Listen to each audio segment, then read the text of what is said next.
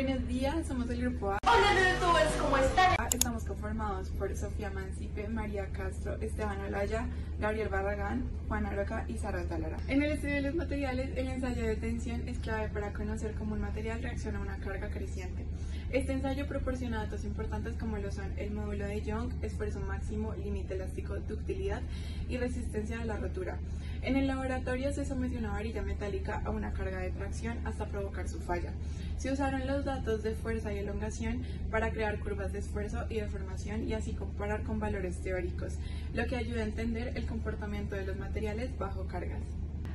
Pasando al objetivo, se busca determinar las propiedades mecánicas de una varilla metálica mediante un ensayo de tensión, obteniendo parámetros como el módulo de Young, esfuerzo máximo, deformación unitaria, ductilidad y resistencia a la rotura, con el fin de caracterizar e identificar el material evaluado. Listo, siguiendo con la definición de la metodología, se seleccionó una varilla metálica sin defectos visibles y se midieron su longitud y diámetro para calcular el área de la sección transversal. La varilla se colocó en una máquina de ensayo de tensión, asegurando su alineación. Se aplicó una carga axial creciente mientras se registraban la fuerza y la elongación producida, generando datos para calcular el esfuerzo y la deformación. Se graficó la curva de esfuerzo y deformación para identificar las regiones del material y valores claves. Después se examinó la fractura de la muestra y se compararon los resultados experimentales con tablas de propiedades para identificar el material. Siguiendo con la preparación y medición de la probeta, inicialmente se propuso una probeta que por sus características se presume materiales metálicos. Para asegurar la máxima precisión en el estudio, se utilizó un calibrador digital para determinar sus dimensiones iniciales, de diámetro de 6.30 milímetros y longitud calibrada, que es de 195 milímetros. La medición de la longitud de referencia se realizó siguiendo la normativa ASTM-ES. El siguiente paso sería el montaje y la configuración del ensayo. La probeta se colocó en la máquina universal de ensayos, la cual permite realizar ensayos de tensión, compresión y flexión. El objeto de estudio es realizar un ensayo de tensión uniaxial.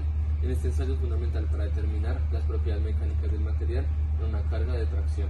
Montaje de la probeta. Para fijar la probeta en la máquina universal fue necesario utilizar mordazas de sujeción con geometría circular, dado que la probeta presenta una sección transversal de esta forma. Esto garantiza un agarre firme y centrado de la muestra durante la aplicación de la carga. Ahora sigue los ingresos de los datos iniciales y la preparación del sistema. Antes de iniciar el ensayo, llevamos a cabo los siguientes pasos de configuración. Sujeción: la máquina se ajustó para que las mordazas sujetaran firmemente ambos extremos de la probeta. Programación: las dimensiones iniciales medidas, diámetro de 6.30 milímetros y la longitud de 195 milímetros de la probeta se introdujeron en el software de la maquinaria. Este programa es crucial, ya que nos permite la adquisición de datos en tiempo real y la visualización gráfica del comportamiento mecánico del material, como la curva de esfuerzo y deformación.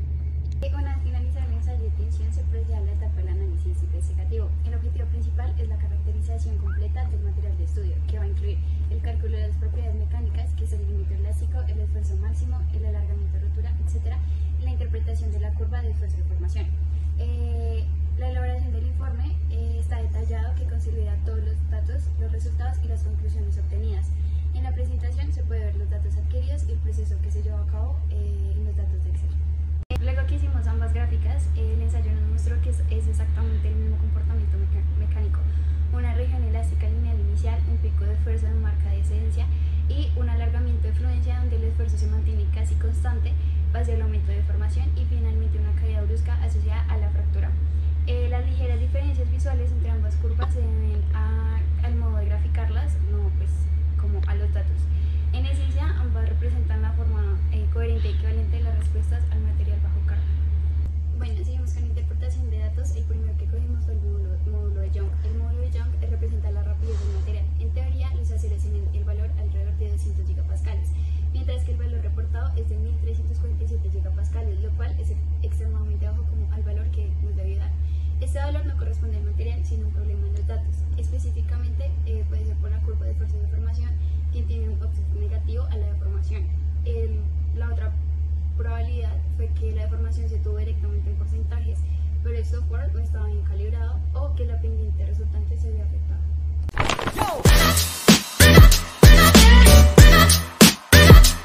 Interpretación de datos 2 en límite elástico 241.45 MPa. El límite elástico es el punto donde el material deja de comportarse elásticamente y empieza a deformarse de forma permanente.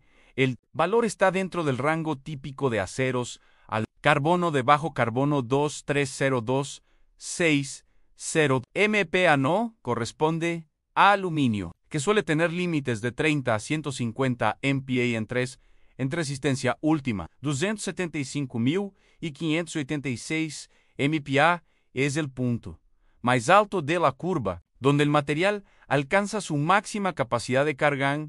Este valor coincide con aceros SAE 1020 o ASTM A36.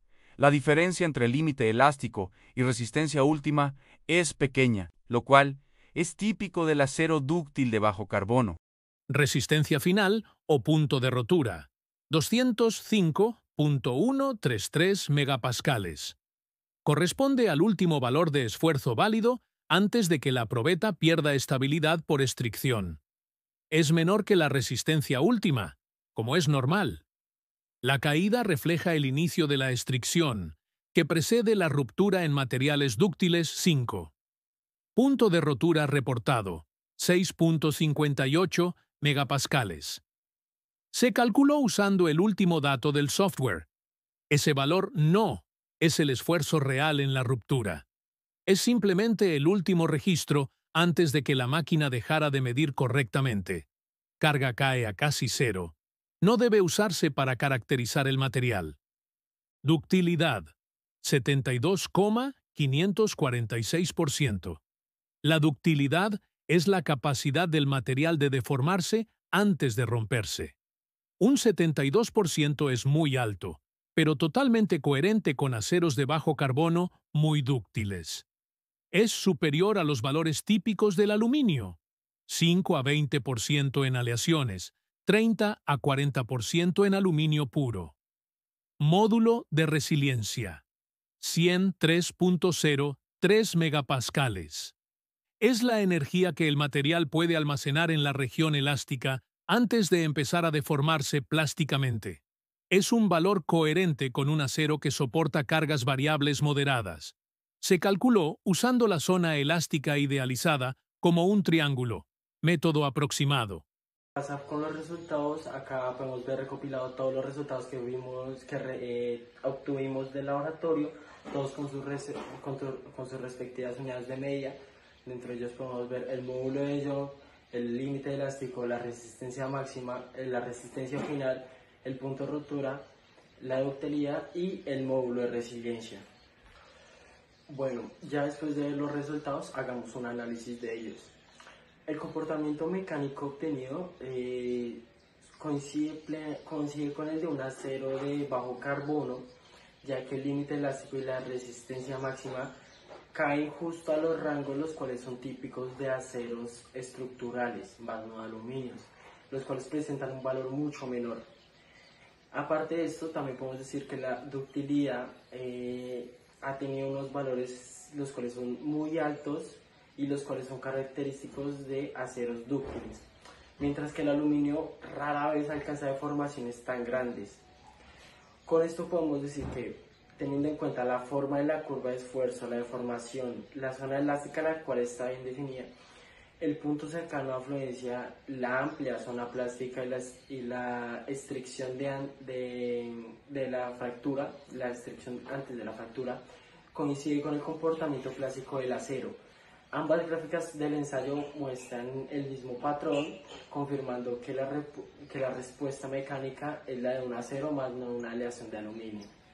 Para concluir este laboratorio podemos decir varias cosas. Dentro de ellas podemos decir que el material se comportó como un metal dúctil, los valores de resistencia indican que es un acero estructural, también podemos decir que presentan una alta ductilidad y buena capacidad de absorción de energía. En las gráficas, las inconsistencias en el módulo de Young y rotura son errores de medición más no del material, como podemos ver en los videos de laboratorio. Y también que recomendamos para este tipo de laboratorios y es verificar los datos con mayor precisión, ya que algún problema, algún dato que esté mal o algún negativo puede tener afecciones en las fórmulas y por ende en los resultados de este laboratorio.